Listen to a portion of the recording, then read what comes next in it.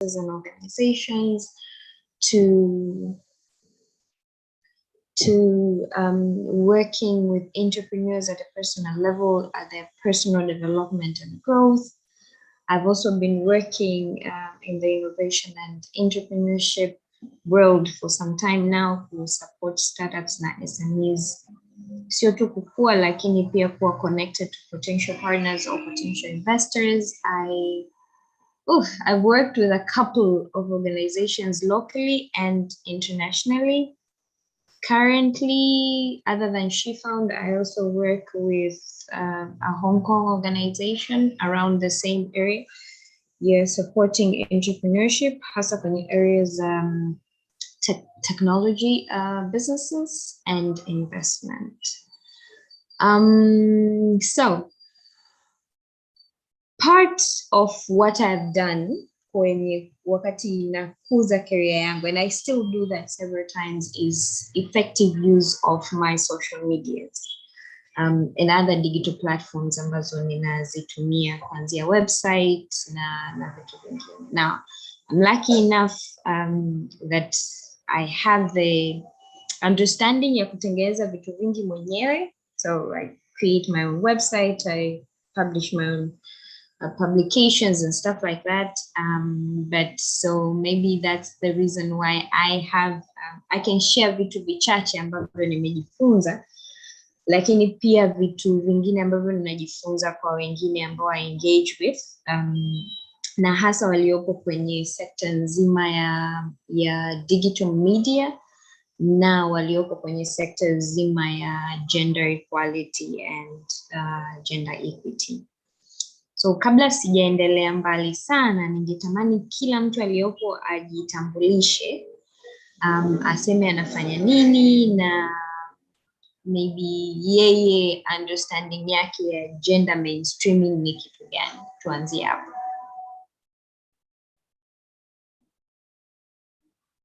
Catherine, naomba utuongoze. Yeah. Kwa haraka maybe I could just pick, ila nafikiri kuna wengine umesema tu hivyo, kuna wengine wameshaanza kuni text wako kwenye maeneo ambayo they can't speak. So for those who can, please unaweza kukanyosha mkono ili tuwe systematic.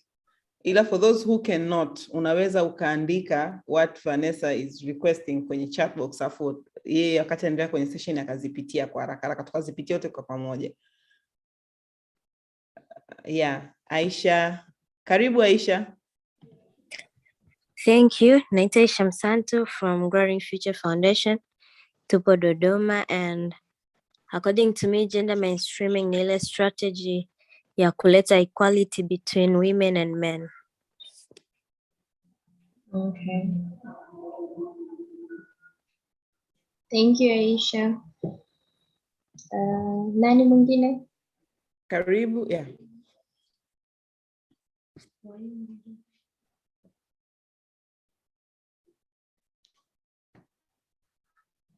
You can leave the pia kwenye chat. It would be really nice mimi kufahamu labda tupo yani wote tupo kwenye different backgrounds gani, ili tunapoongea tuongee relevance. So Aisha, what do you guys do?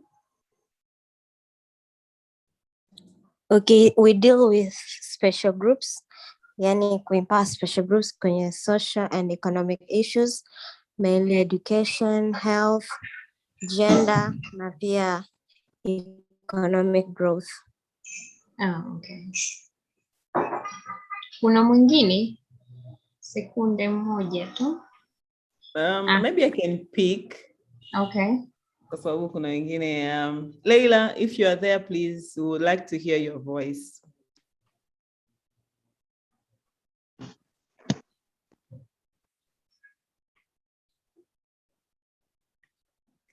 Leila. Sandra?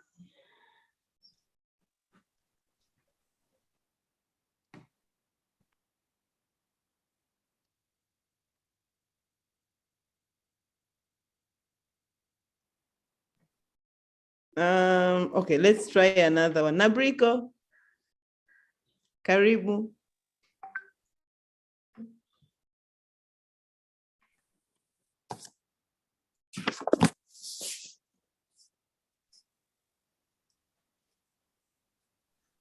Leila, karibu if you want to speak. Karibu, karibu. Nimeona umefungua your mic.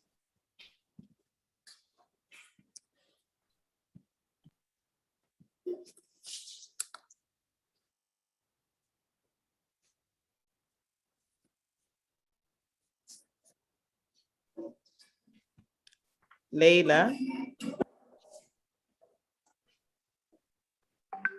Okay, maybe another Agnes. Umeingia sasa hivi, please. Unaweza ukashare your name and then ukatuambia what do you understand kuhusiana na masuala ya gender mainstreaming.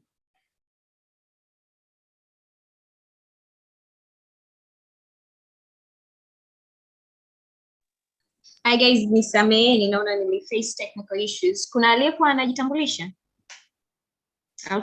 No, ila Agnes naona hapa amefungua mic yake. She's ready to talk, I think. Okay. Agnes, karibu. Agnes. Asante, habari zenu, habari za asubuhi. Salama. Okay, mimi naitwa Agnes kabisa. Now the issue about gender mainstreaming, I think ni kuhusu how a certain gender is perceived in society na jinsi gani we address this gender according to their roles, and it's different according to each society. Kwa hiyo gender mainstreaming imekuwa ina utata mwingi kwa sababu in our society there are various kinds of people. Kuna watu ambao wana different backgrounds, different cultures, different history. Kwa hiyo the way that gender is mainstream in our society is totally different, and it's a little bit confusing kwa sababu kila mtu ana namna yake ya perceive how a certain gender is supposed to, like their roles and how it should be or what it's supposed to be. Oh, that's like my little understanding about this, but I hope to learn more from everyone else. Thank you. Thank you, Agnes. What do you do, Agnes? Well, I'm a student, but I'm also the founder and current managing director of Mtoto na Mtaa. Okay, ambayo ni? Mtoto na Mtaa, it's an initiative which deals with helping children who are in like rough situations, rough circumstances, providing school necessities. We also do charity work, but also engage in providing education to these kids about like, it's not the end, especially street kids specifically, I would like to specify. Okay. Thank you very much, Agnes. Karibu. So I'll just go straight forward and then tutaendelea kujuana as we go. Anyway, okay. So from what some of you have shared, I'm just going to ask in terms of digital media. Now, it looks like a lot of people can we use the chat effectively? Because I would have really loved to have more questions and discussions on our first session. Then tomorrow I can do more of a very high level and deep training per se on how do you actually create good strategies and structures for gender mainstreaming in the digital media. So ningewaomba kama mna maswali na discussions na maswali nitakayokuwa tunauliza tuwe a little bit conversing kwenye chat kama hawezi kuongea. So kwenye ulimwengu wa media a lot has changed na uhakika wengi ambao tupo hapa we can actually tell. Hata kabla hatujaenda kwenye issues za gender specifically, lakini ulimwengu wa media generally umebadilika. Kuanzia the whole media system ilivyo, to expectations ya consumers from media platforms and media companies and anybody else involved in the media industry, to cultures and social construct, environment in which that media platform is functioning, to technological transformation. Just a lot has changed the media industry generally. Sasa hivi ni mara chache sana unakutana na watu ambao anategemea habari zake azipate kutoka kwenye gazeti, yani akanunue gazeti kama gazeti.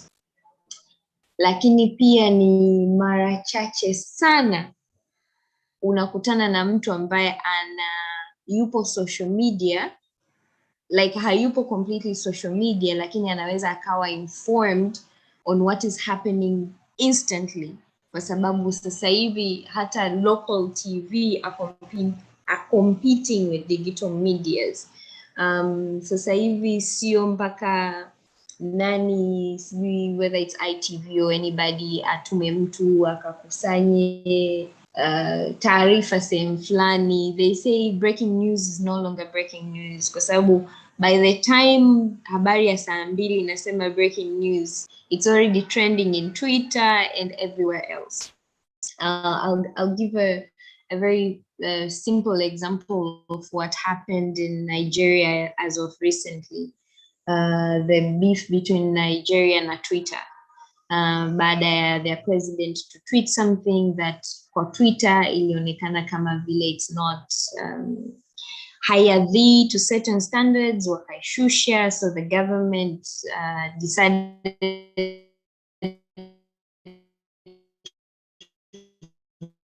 ban Twitter from Nigeria.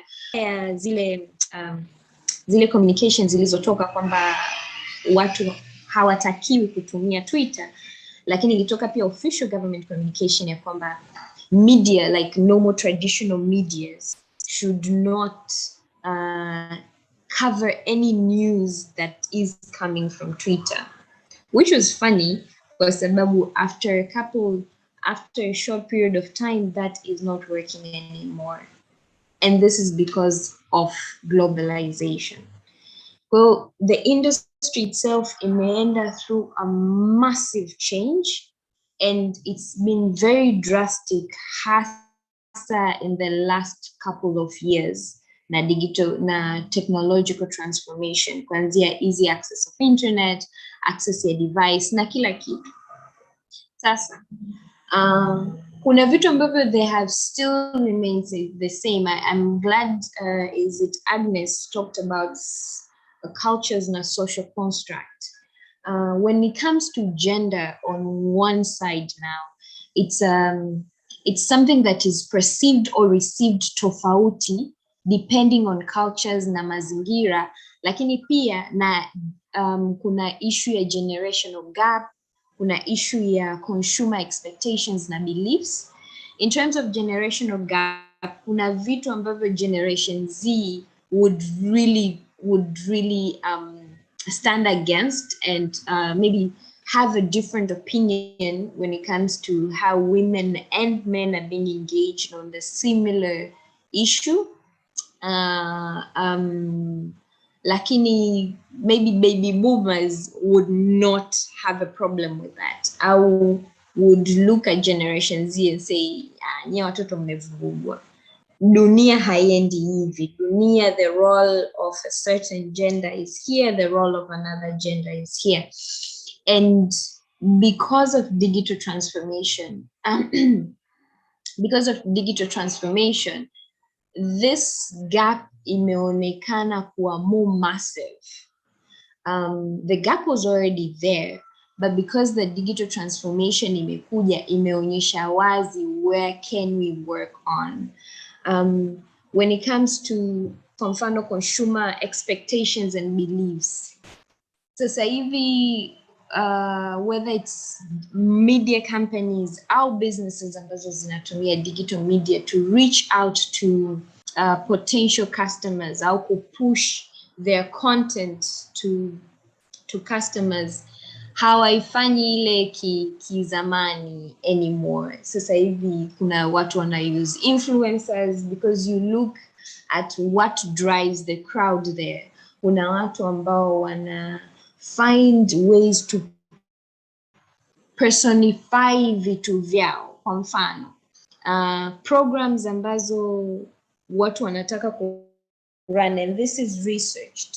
If you want to run a program, let's say ya teknolojia, alafu poster yako ukaiweka pale, isipokuwa na a face of a woman, a number of women utakawapata ni wachache sana, or maybe close to none, right? Lakini if you put a face of a woman on your ad, a possibility ya kwamba either you get more women in it, or you might even get only women, depending on how your organization or your brand stands out there. Because itself is telling you all the gaps or the changes ambazo zimetokea kwenye information and media industry, na how they're really impacted by the digital transformation. With that being said, I'll just identify a few things ambavyo we sure should have expected kwa hii transformation kutokea. Kwanza nimeongelea issue ya changing in consumer behaviors. Sasa hivi people don't have a problem staying inside and staying on social media for hours in a day, tofauti na zamani kutoka kwenda kwenye community dramas, kwenda kwenye community games, kwenda kwenye what. Or consumer behaviors have changed. Women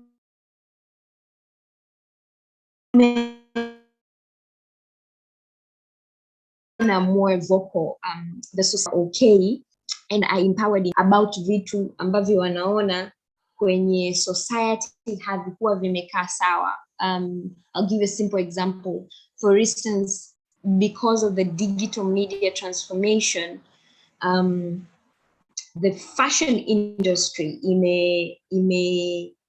ilipata mtikisiko kidogo.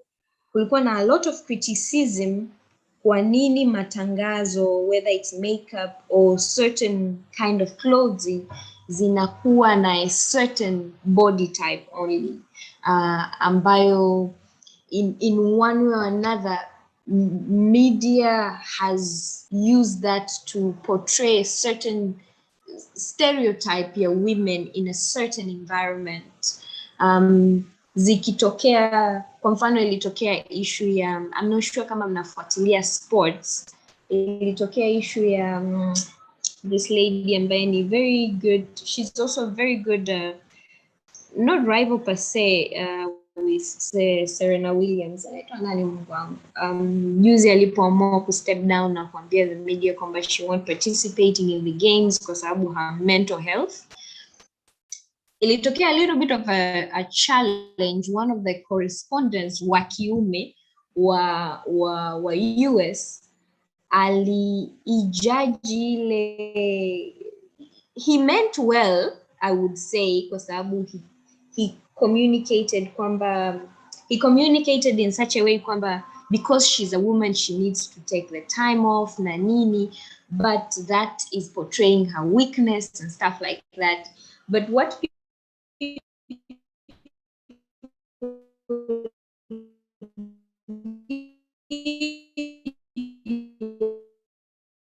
walienda walivuta tweet ambayo kiume ambaye time out na kuonyesha strength ya how important mental health is and all that. And that itself tells you the gap ambayo ipo in terms of culture, expectations, but also the reaction of not just women, even some men in the whole scenario also explained how the world has evolved in terms of how they view gender roles and gender expectations kwenye day-to-day lives or in scenarios ambazo zipo kama hizo.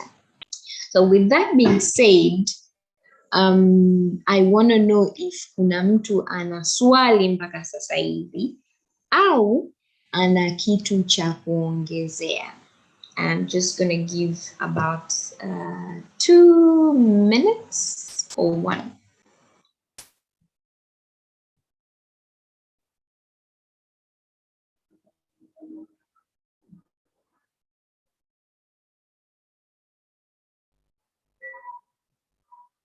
Anybody with a question? Au nilikuwa naongea alafu sisikiki.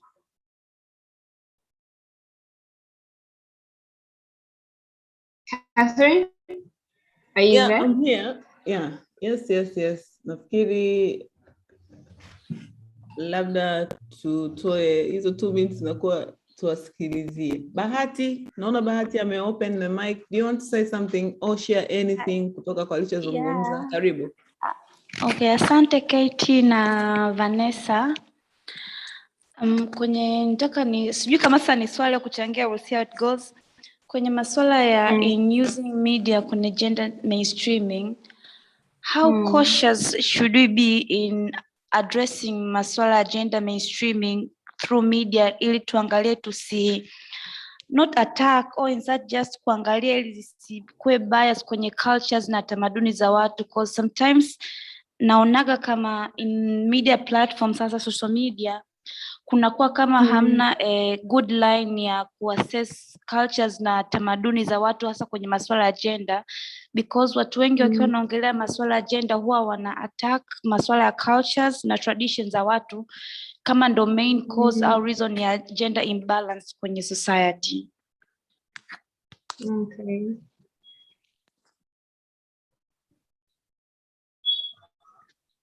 Any other question? Au Catherine, do you advise twende moja moja?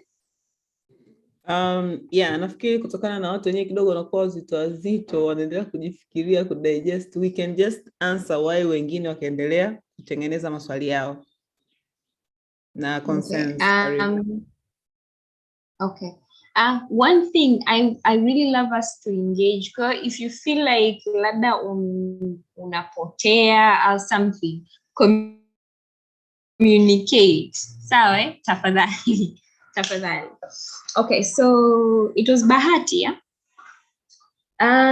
Yeah. This is a sensitive matter kwa sababu kwanza the struggle ya gender, I don't want to call it gender wars, but the struggle between genders has been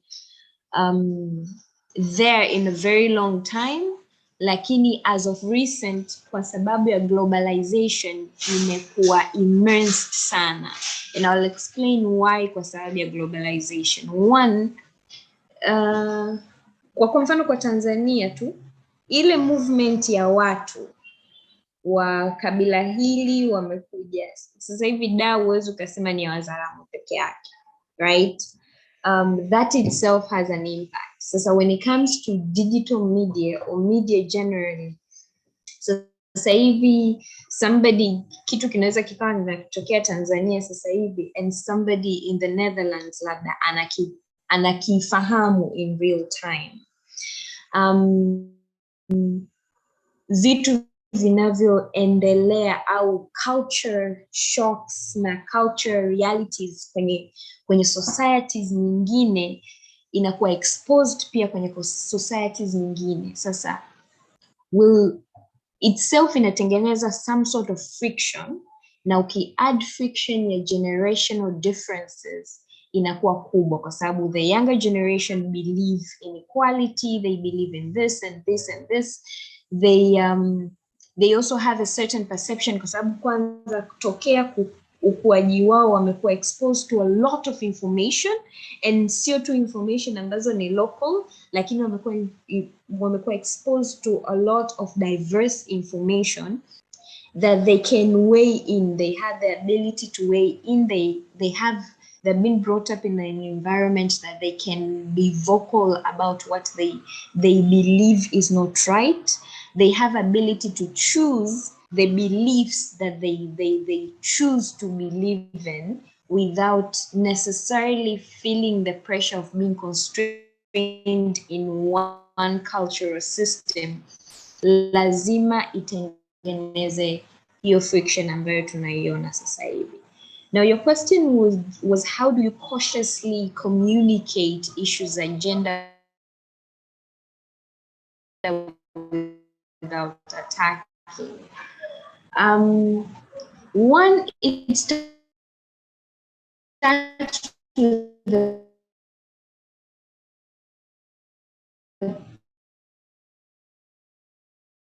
from a Vanessa Tukupati. personal stance and personal values. Can you come again? Ulikuwa umepotea kidogo.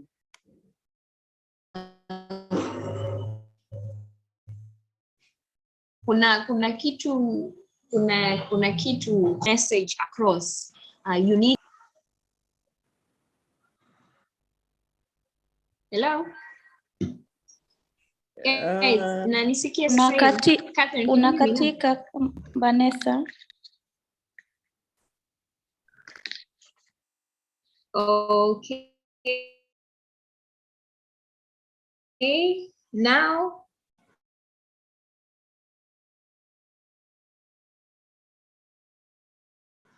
I'll have to change the internet maybe. Let me try to change my Wi-Fi. Okay.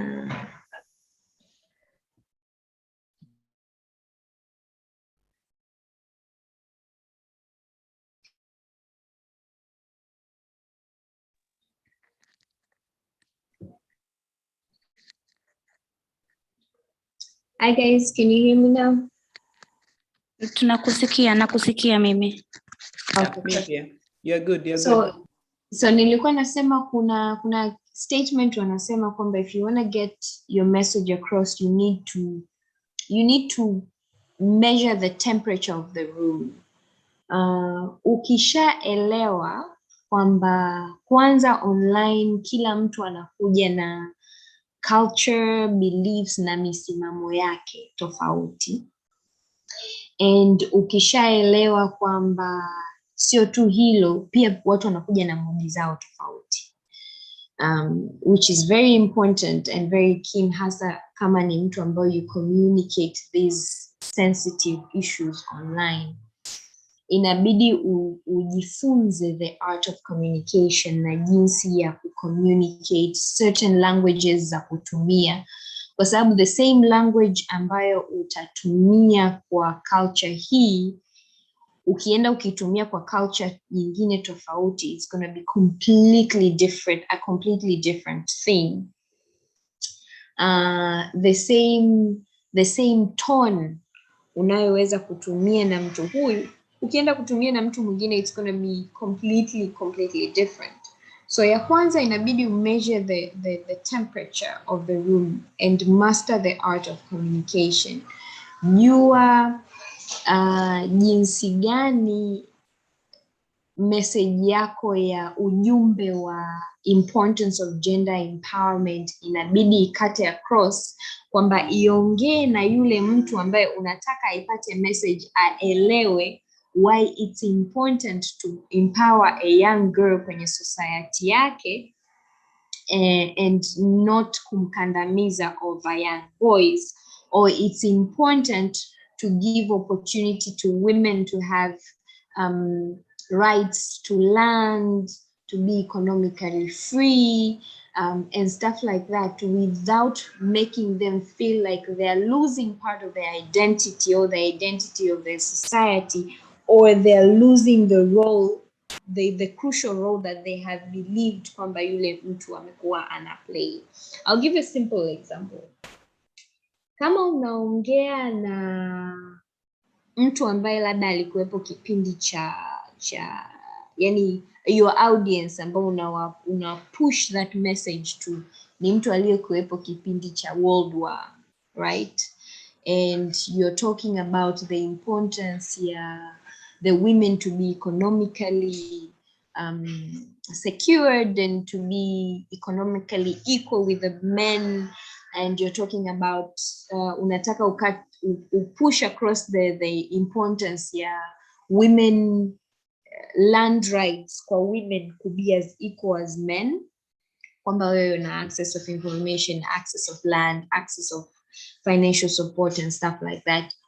Huwezi ukaja ukaanza kumuongelea kwamba ukaanza kuiongea lugha ya kwamba when men left and went for whites, women that held the houses, and those kind of languages, as much as it may be the reality, but you're speaking with someone or with an audience that has a very fragile emotional strain concerning that particular season of their lives, ile message yako haitaingia at all, kwa sababu kwake inaweza come across kwamba whatever they believe they sacrificed during that time, you are disregarding it and you were expecting kwamba walitakiwa wafanye something different.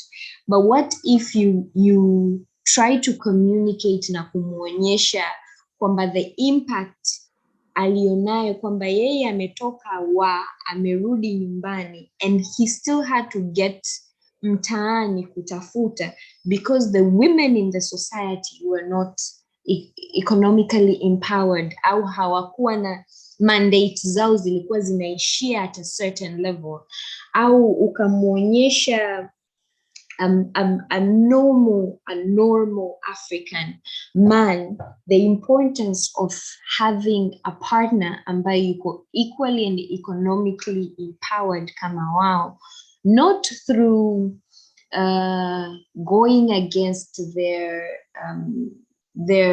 beliefs and religion beliefs and traditional beliefs.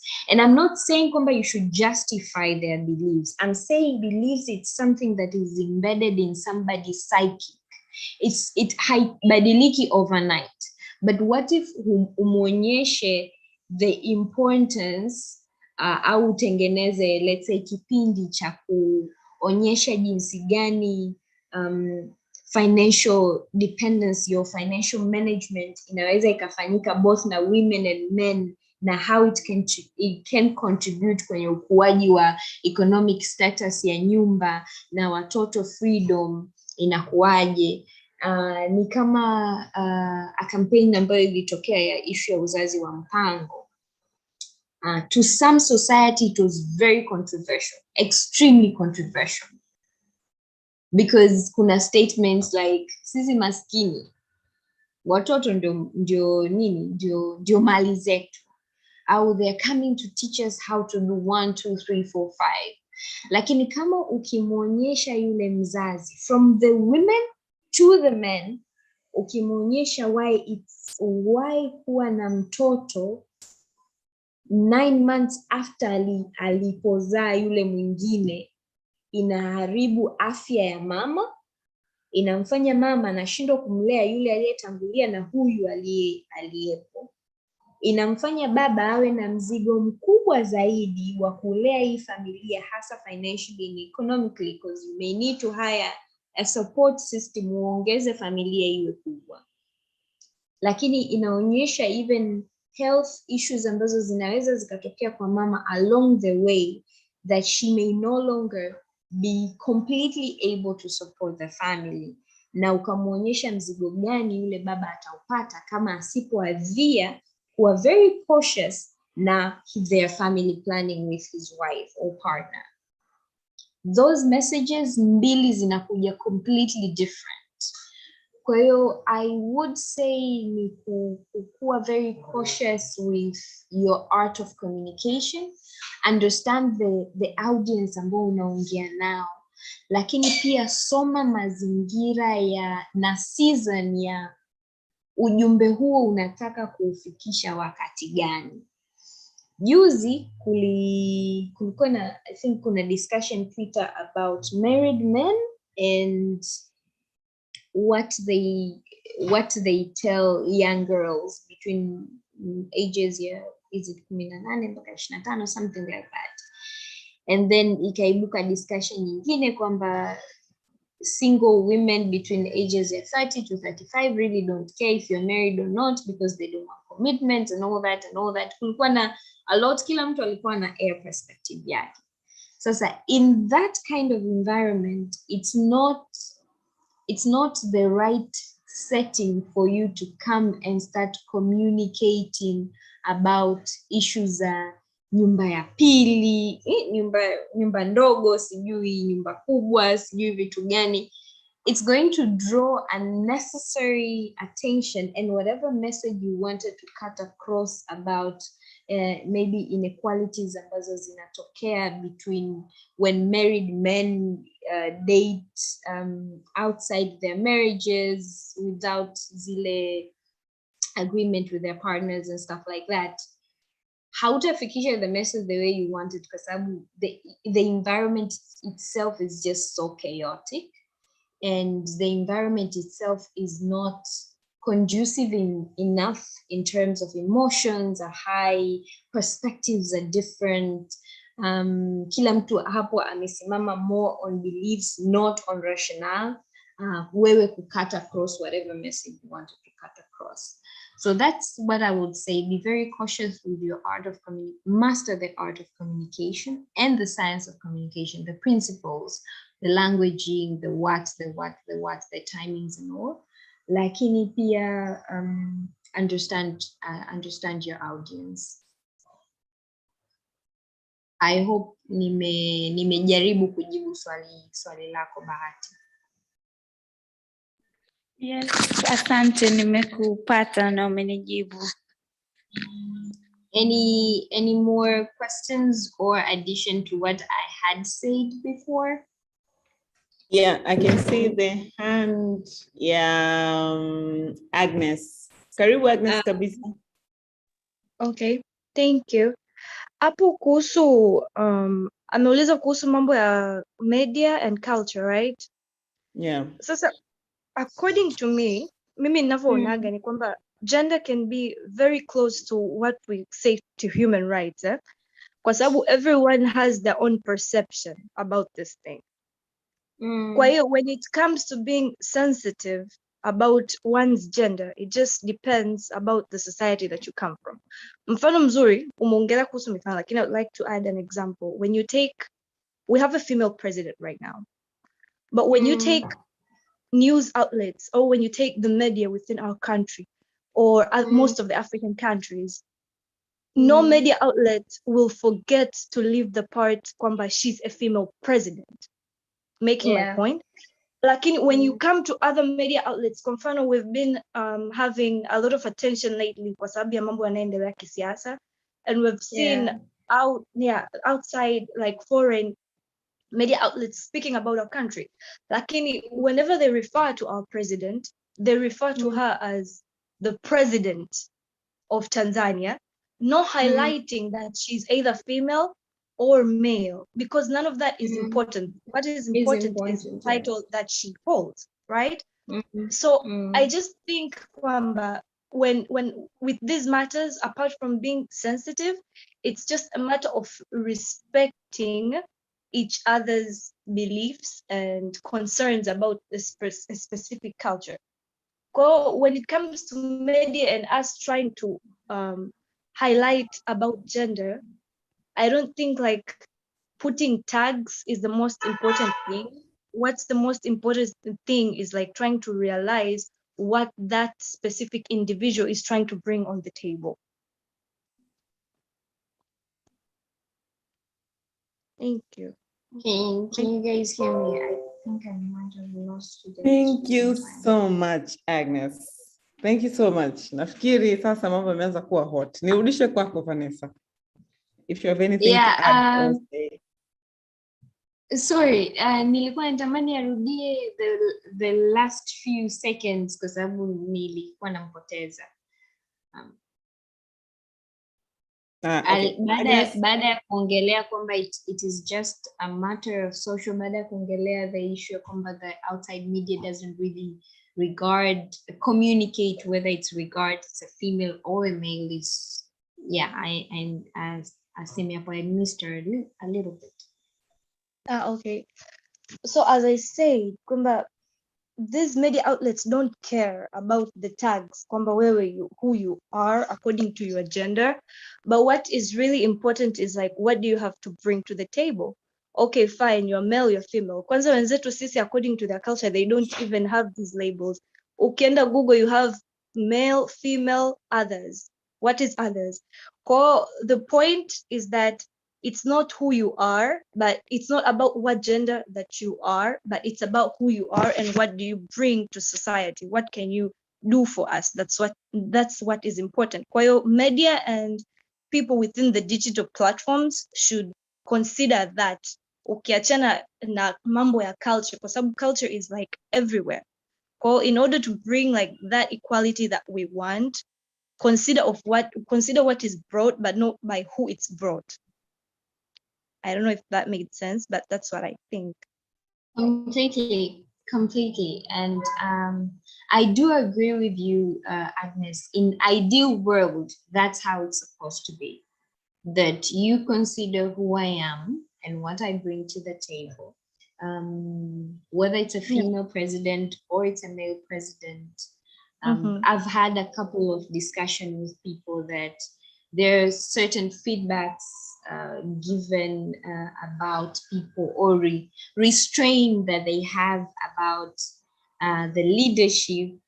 And I would ask if it was a male president and doing the same thing, would you feel that way? And wanapata kigugumizi.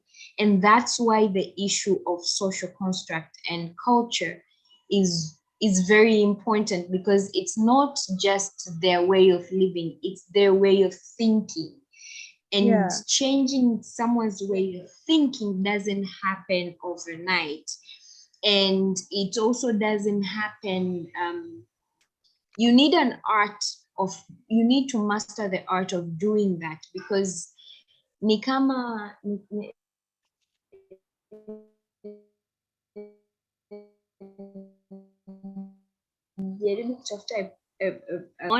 the more you may face resistance. So find a way that you communicate your agenda. And that's why after ile speech ya pili, I think, ya Madam President, umemsikia tena akiaddress the issue ya yeye kuwa a female or a male president? Au kusema tena kwamba I am a president who is a female? Have you heard of her saying anything like that? No.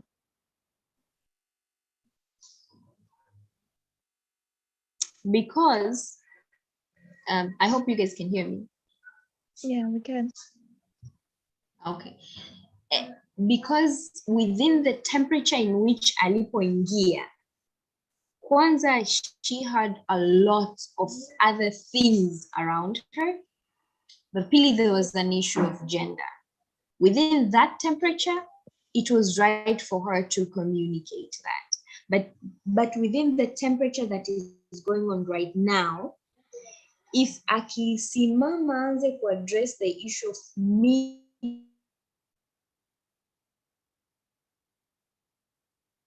calling her a female, tapoteza every context ya vitu ambavyo anajaribu kuvipush na anavipush and she wants to achieve might be covered back by the issue of her role.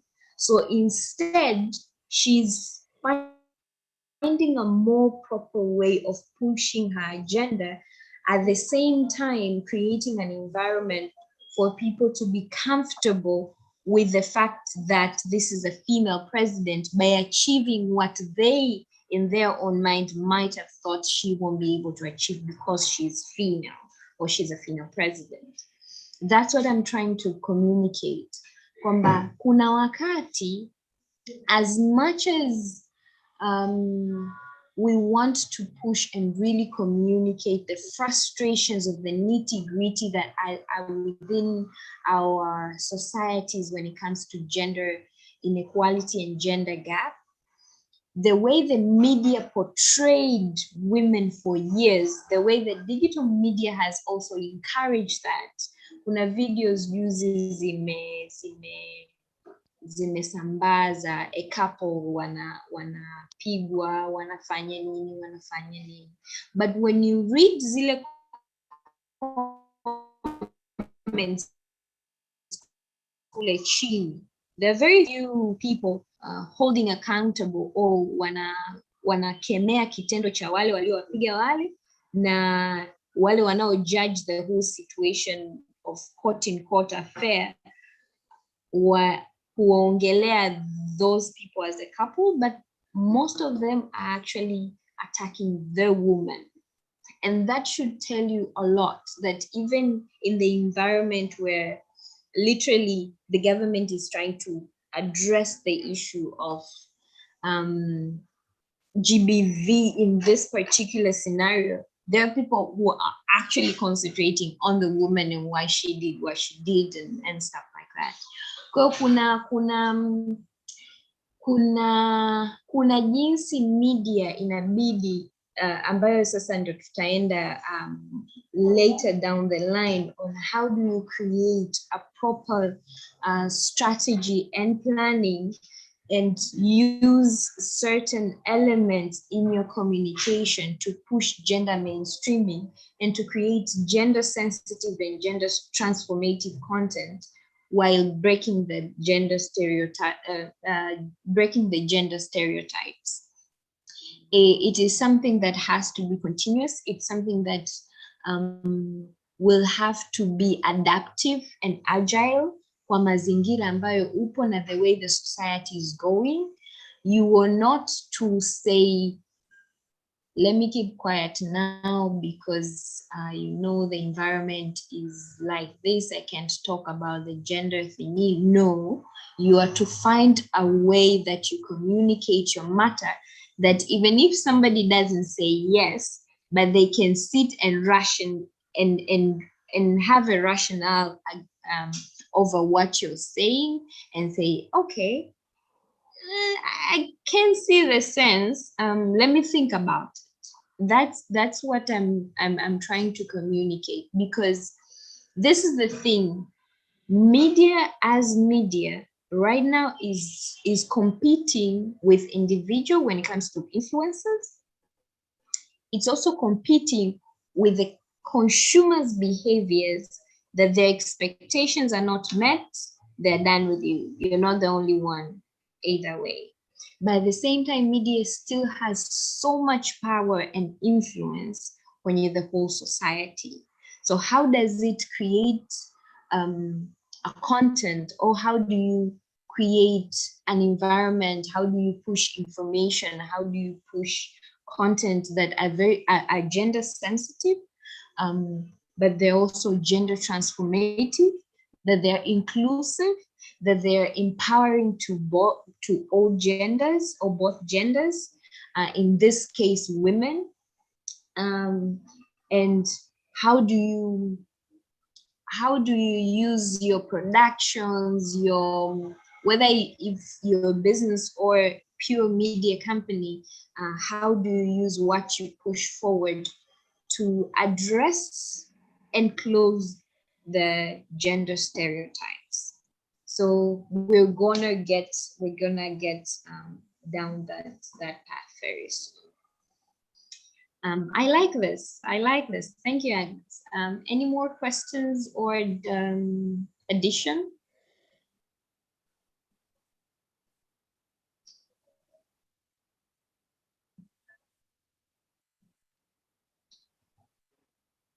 Any more questions?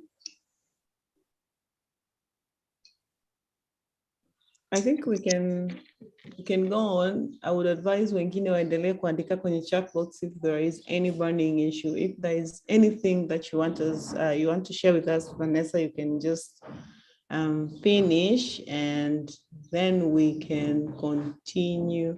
Okay. Kuna mtu anaitwa Sandra Masato anasema, hello, I think miongoni mwa changamoto za media ni kuwa na staffs ambao hawana weledi katika kazi zao. Hii pia inaleta changamoto kushindwa kuelimisha jamii vizuri. Kwa hiyo that was take. I would advise wengine wote tuendelee kuandika kwenye chat box. Tumpe Vanessa, I don't know, 15 minutes if there is anything. And then we go about labda dakika 5-10 za kufanya discussion, alafu tufunge mapema tu saa 6:30 hivi, 7 na dakika 10 tuachane. Thank you, Catherine. And yes, Sandra, I do agree with you. Lakini pia nadhani inachangia na the fact kwamba kwa sababu ya kukua kwa digitalization sasa hivi, Mama Samia anaziita nini, TV za simu, something like that.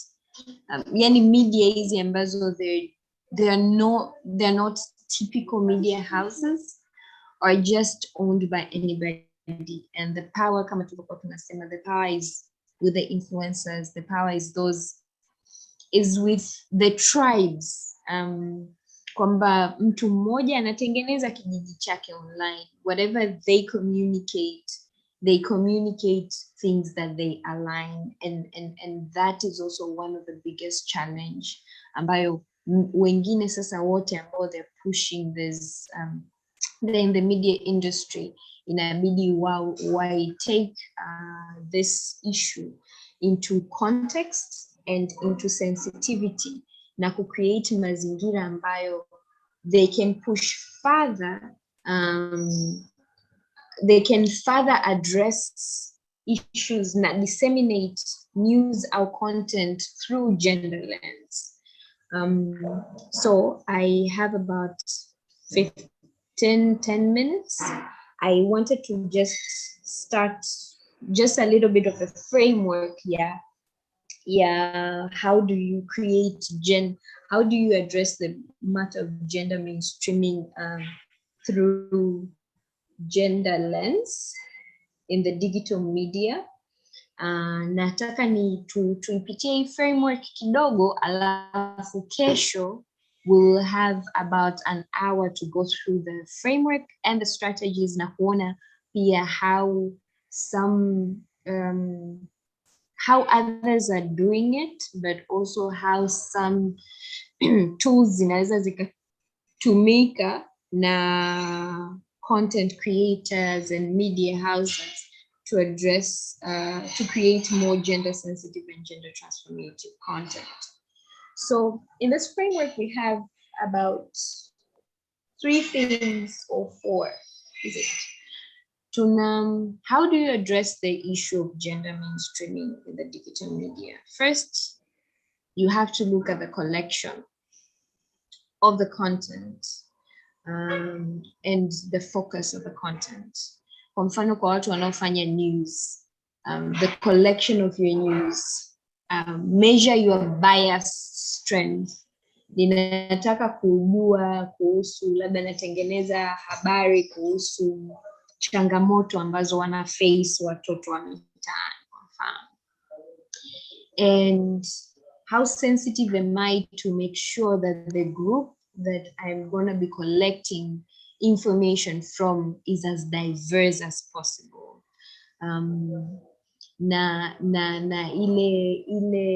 It's not just diverse in terms of gender, it's diverse in terms of gender versus age, it's diverse in terms of gender versus demographics. It's as diverse as that. Ili ninapotoa my view or ninapo create content about certain things, kweli ninaweza nikawa address the matter through gender lens.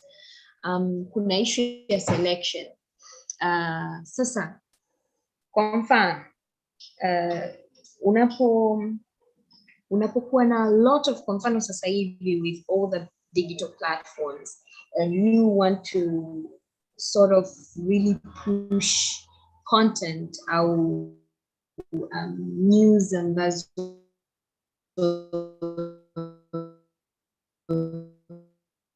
ni gender filter news ambazo unazipata. How do you see through the biasness, the gender biasness of that you gather? There's also a matter of verification. How do you verify your content? How do you, kama ni content creator, depending on niche yako, kwa sababu that's the thing. Gender mainstreaming, even if kama una create content, kwa mfano, you're not in the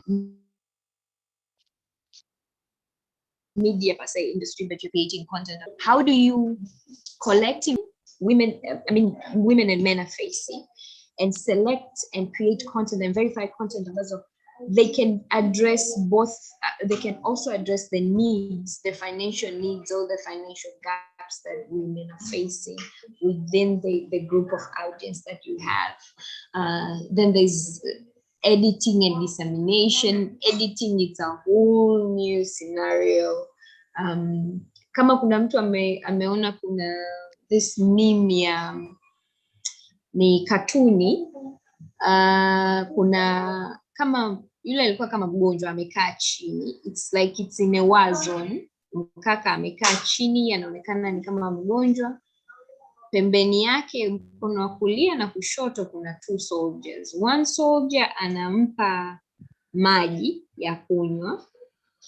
The next one alikuwa amemshikilia kwenye kichwa ili kumsupport apate yale maji, lakini yule aliyemshikilia kichwa alikuwa amevaa bunduki. Ile bunduki kwa jinsi ilivyokaa ina face nini? Ina face, yani imeishia hapa kwenye kichwa cha yule kaka. Alafu pembeni kulikuwa na box la nini hizi zinaitwa, ina msalaba mwekundu, emergency box or something like that. Mbele yao kulikuwa na mtu wa media. Sasa mtu wa media alichokifanya, yeye alizoom in, hakuchukua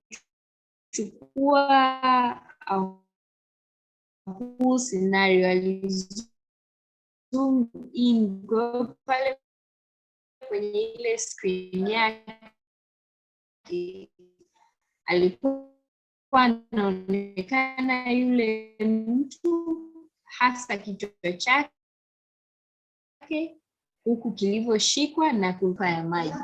Alafu akawa anasema yes, this is what that media person has chosen to portray that scenario. The moment inaingia kwenye social media, digital media, hata easy traditional medias, it's going to be a whole different scenarios. It's a whole different story.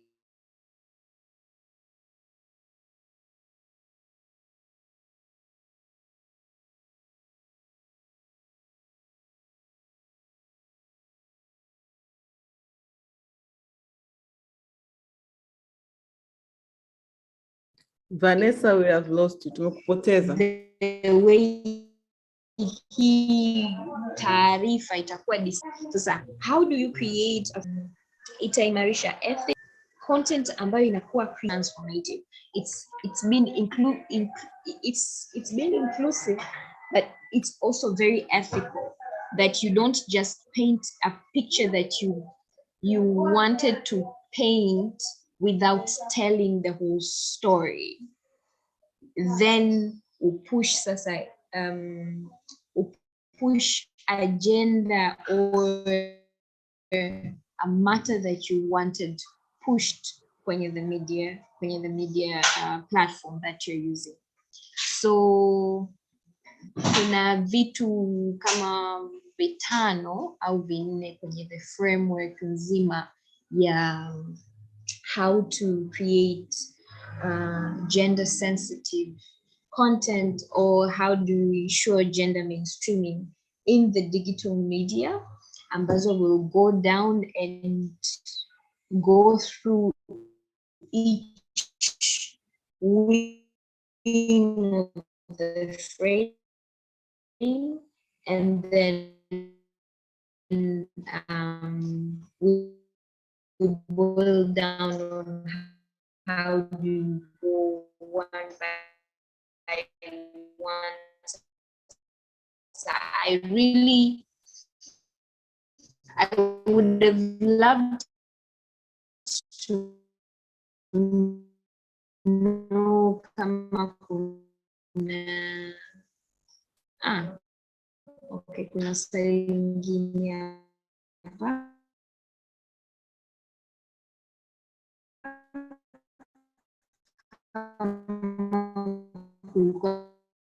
Vanessa, I think you have network problem. Kama kuna watu fanya hili zoezi kila mtu but okay, so kuna swali na elimu as much as kuna penetration technology vijijini, kuna abe can you guys hear me? Yeah. For how Now long? we can. Oh, okay. Okay, that's About a 5 challenge. minutes. Lakini it's okay. Maybe you can wind up. Utajasia hapo wakati una respond to this question. Okay. Sawa, nilikuwa nasema as much as kuna hiyo penetration, lakini bado kuna perception na exposure kama tulivyokuwa tunaongea mwanzoni. Exposure pia ina impact jinsi mtu anavyoona vitu. Unaweza ukagundua kwamba kuna kitu ukiwa exposed the first day, you are in shock, and then ukikiona over and over and over and over again, baadaye kinakuwa ni kitu cha kawaida. Unaona? So namna gani tunaweza fikia vijana wa kike walioko vijijini na elimu hii ya masuala ya media na jinsia? One, kuna community radios ambazo zipo and they are trusted and they have created their own audiences, trust with their audiences. That could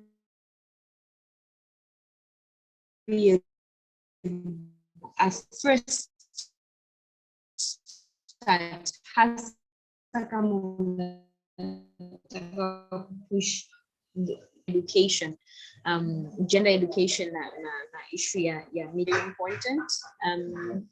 Unapo engage na ile community, you get to understand them, their gaps, their needs, their sensitivities, their beliefs, their pillars, their stands, and all of that.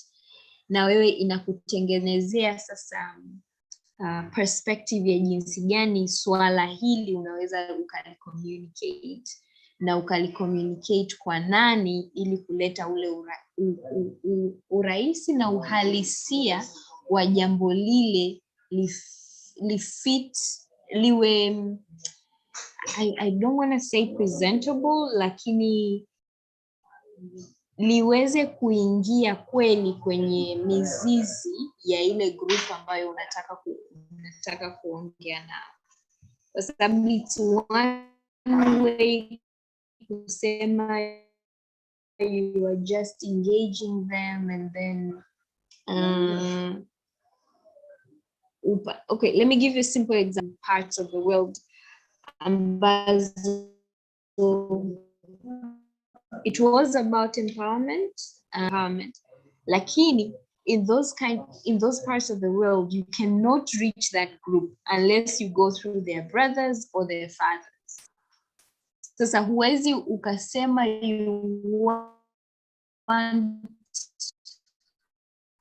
you're going to education to that particular group through just going to remain there. Go through chief wa kijiji wa the district actually. Yeye akaelewa what they're looking to achieve. Then he calls in the community meeting baba na kina kaka, kuongea nao na kuashua kwamba this is not in any way destroying 1, 2, 3, what is their biggest fear and stuff like that. Then wale wakatoa consent kwa their girls to attend the workshops, and that was the start of the revolution.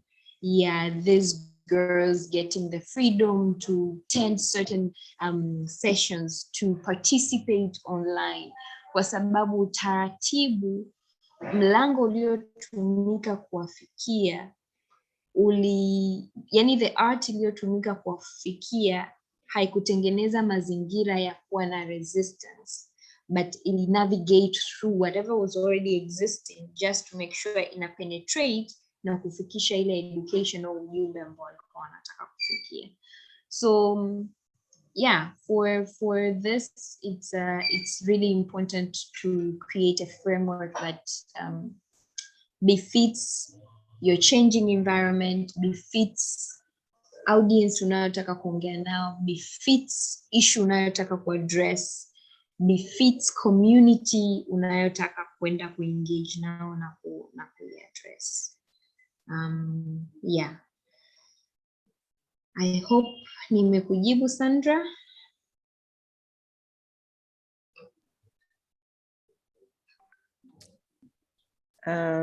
Yeah, nitamjibia kwa niaba, maana alinitext privately amesema hawezi kuzungumza kwa sababu yupo kwenye mishe nyingine. So Okay. Do you have anything, labda Vanessa, cha kumalizia or another subtopic? Oh, we are done for today. Niruhusu watu waweze kuendelea kuchangia. Yani you're done on your part. Niruhusu watu kama wana more questions, concerns, michango, waweze kutoa and then we wrap up. Kwa upande wangu mimi naomba nifunge kwa hapa kwa muda huu, kwa leo I mean. Kesho I believe you will give them the and share with me the plan here tomorrow. And then tutakapoanza, tomorrow will be more of I would love for it to be more of a workshop and more of hands-on exercise. Okay. In how do we achieve this that we want to achieve after we have set this ground of just discussing around perspectives and expectations in the whole subject. Okay. Sawa. Labda nikaribishe kwa nafasi labda watu wawili ambao wakuzungumza, hata ambao wamezungumza. If they have anything, maybe your take from this session, labda na pia kesho natazamia kujifunza nini, it's more of pia hata kumsaidia Vanessa aweze kujua maybe tomorrow what we are going to expound on. Nimkaribishe nani? Maana itabidi sasa tufanye, I have to pick, so wengine hapa hawatazungumza kabisa.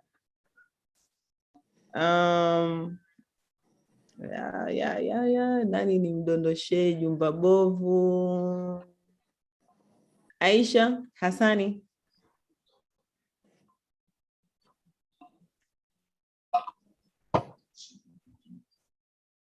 Aisha, you there? Yeah, nipo. Una chochote labda cha kuzungumza, labda kiufupi tu kitu gani ambacho umekipata hapa na labda kesho unatazamia kujifunza nini? And then pia namuona ukitoka wewe, namuona na Briko amefungua mic yake, and then I'll give na Briko nafasi ya kuzungumza. Karibu Aisha. Asante. Personally nimejifunza mengi kuhusu hiyo issue ya gender stereotyping. Nimepata mafunzo mengi kwa sababu kuna vitu vingi ambavyo nilikuwa sijavijua and right now nimevielewa. Na kesho pia I hope for the best. Nahisi nitajifunza vingi na zaidi na zaidi. Asante Aisha. Karibu na Briko. Asante. Nimekuwa nafuatilia huu mjadala toka unavyoanza. Mjadala ulikuwa ni mzuri, mambo mazuri yamezungumzwa. Ila key point ambayo nimeiona hapo ni nzuri, dada ameelezea Vanessa, ni kuhusu kujua how to communicate kwenye hizi digital platform, kwa sababu tunakutana na watu tofauti, tuna background tofauti, tumelelewa tofauti. Kwa hiyo it's more kuzidi kupeana awareness kwamba communication skills is a must when ukiwa unafanya hizo digital streaming. And kingine ambacho pia naona kwa wakati huu we are in the best era tuko kwenye wakati mzuri zaidi, kwa sababu hizi digital platforms zimetupa sisi wanawake especially sehemu ya kuzungumza mambo ambayo tulikuwa hatuwezi kuzungumza, tulikuwa hatupewi nafasi ya kuzungumza. Sasa hivi we have a room ya ku-address our issues openly. Kwa ni kitu kizuri, kwa kweli nimejifunza sana and I'm glad, na kesho pia I look forward kuzidi kujifunza zaidi. Asanteni. Karibu sana Nabriko. Asante sana kwa mchango wako and for your take. Sasa we are done.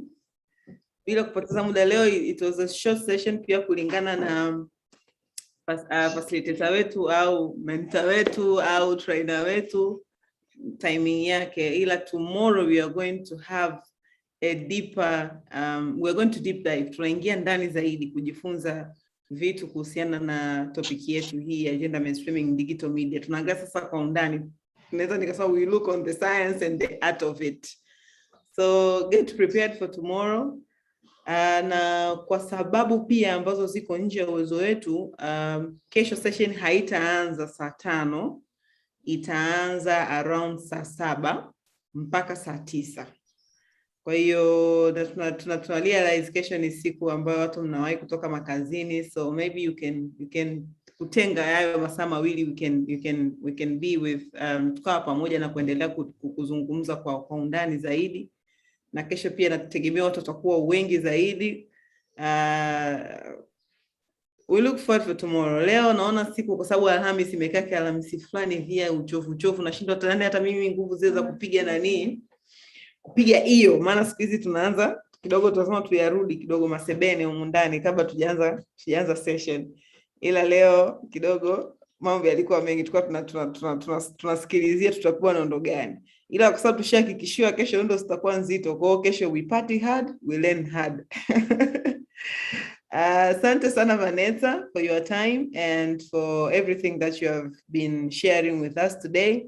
Lakini pia nipende kuwashukuru wote ambao tumekuwepo hapa kwa muda wa lisali moja ili na nusu.